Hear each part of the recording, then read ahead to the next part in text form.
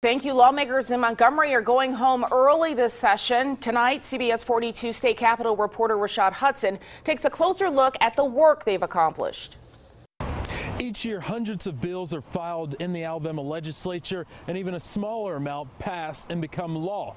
We're about to take you through some of the major bills that passed and those that failed.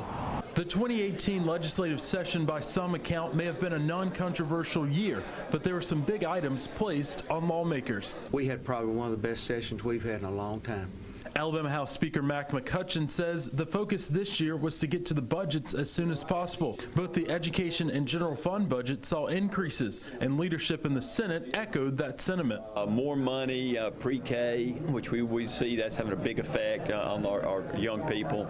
All the way around, OEM, everybody, more money.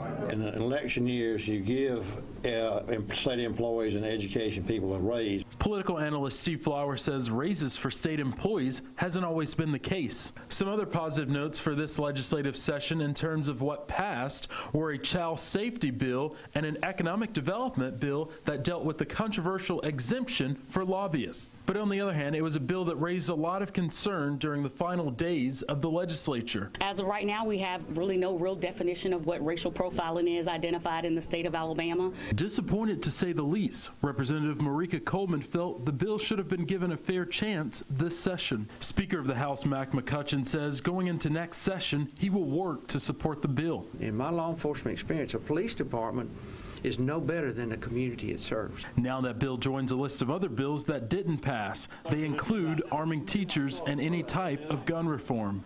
As far as the bills that did not pass, lawmakers say they plan to make them a campaign issue in this election. Reporting in Montgomery, Rashad Hudson, CBS 42 News local coverage you can count on.